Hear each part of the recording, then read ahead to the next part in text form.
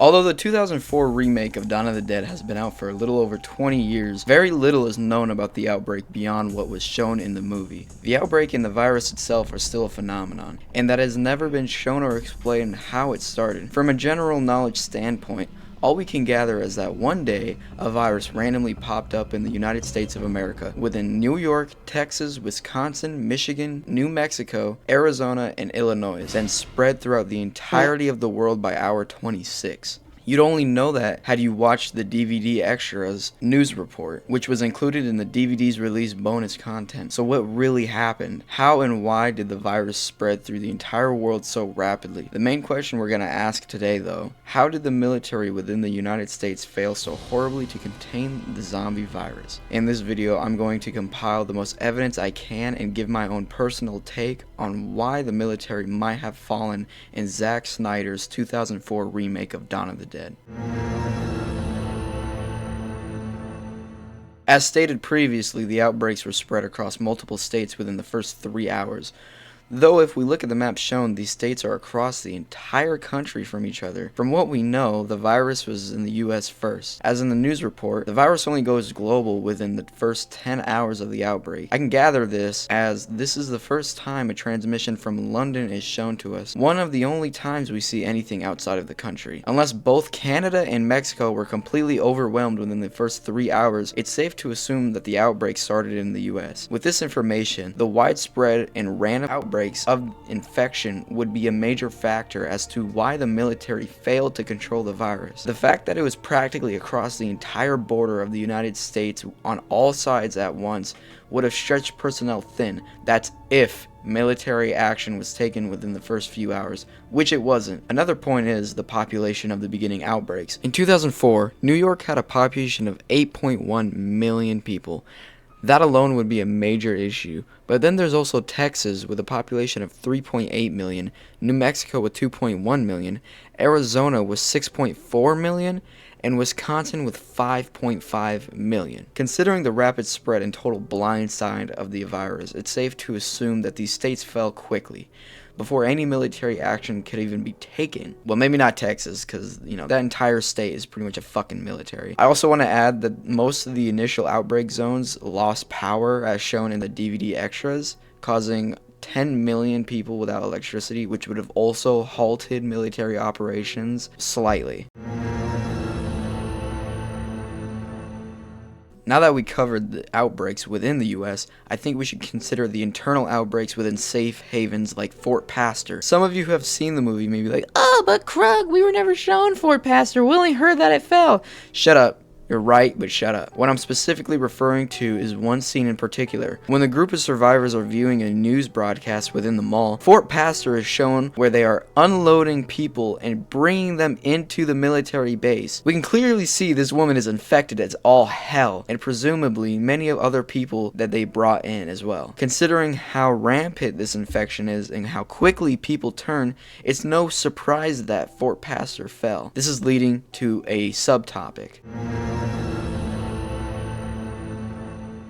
In the early stages of the outbreaks, nobody really knew much until it was too late. We see this directly in the movie when the group of survivors only finds out that bites are what caused the infection when the fat woman attacks the group after death caused by a single bite. We can assume this is a case for 99% of the world, including military personnel. Not only this, but military or any sort of firearms training will always be aim for center mass. This is absolutely useless in a situation like this, as only a bullet to the head can stop the infected. So you'll take a soldier, put him in a very cramped haven with a bunch of infected and hundreds of panicking civilians, then try to get him to shoot a zombie in the head amongst all the chaos, when his muscle memory is to aim center mass. Good luck. This is the reason Fort Pastor fell and every other military base within the country. The fact that zombies were brought into the base and that people didn't know much at the time combined to create a formula for failure.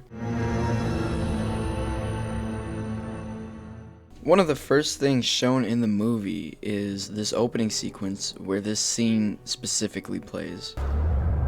I'll take your questions. Is it a virus? We don't know. How does it spread? Is it airborne?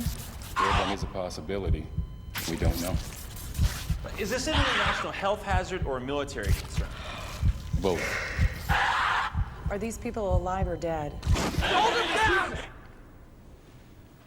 We don't know. Although this could be a CDC press conference, it wouldn't really matter either way, considering the fact that the CDC is a government agency. Going off of this, what is shown all throughout the DVD extras is nothing short of telling. First, during the beginning of the outbreak, the president was only considering returning from his fishing trip. We've had no official response from the White House, but it can be confirmed that the president is considering returning from his fishing trip at Jackson Hole. This might seem minor, but you have to remember that the fact that the infection was already in some of the most densely populated states within the United States of America within the first 3 hours, to only be considering returning from a fishing trip while Americans are being eaten alive in the streets is kind of crazy in my opinion. Another thing is the fact that during the first press hearings shown in the broadcast, it is said by the press secretary that U.S. overseas military assets will remain in place to assure our allies that the situation is minor and will be resolved within 24 hours or less. Good one. The very next White House press hearing is an emergency military briefing. A state of emergency has been declared in the United States of America, including all overseas dependencies and the Commonwealth of Puerto Rico. For reasons yet to be determined, the bodies of the recently deceased are returning to life and attacking the living. The scope of this epidemic is now reaching global proportions. The President has sent to Congress a package of initiatives which will be explained by the Secretary of Defense, Mr. Martin Emery. Mr. Secretary. As of 8 a.m. Eastern Standard Time, the President has declared the continental United States under martial law. A nationwide curfew of 7 p.m. tonight has been put into effect, and any citizen caught outdoors between 7 p.m. and 7 a.m. is subject to arrest and detention without counsel. All reserve military personnel and National Guard are ordered to report for immediate deployment. All law enforcement, firefighting, and emergency personnel will be federalized effective immediately. All communications facilities, including the use of landline and cellular telephone facilities, will be reserved for military and rescue operations. In order to halt the spread of this contagion, our nation's borders to Canada and Mexico have been sealed. No longer seek shelter in private residences, no matter how safely protected or well stocked. Retain all ownership records of private property, but do not attempt to transport or defend said property. Rest assured, looters will be prosecuted with deadly force, as will any attempts at vigilantism or secessionist political activity. No questions. This is what they should have done as soon as the infection went global. My personal take on what might have happened is that the United States government got cocky within the first 3 to 10 hours of the outbreaks, then had an oh shit moment as it hit hour 15, and did the right thing at the very wrong time. With that being said, it's safe to assume that the military had no shot at containing the infection with the leadership, knowledge, and the nature of said infection. Also, they fucking sprint, like nearly as fast as cars.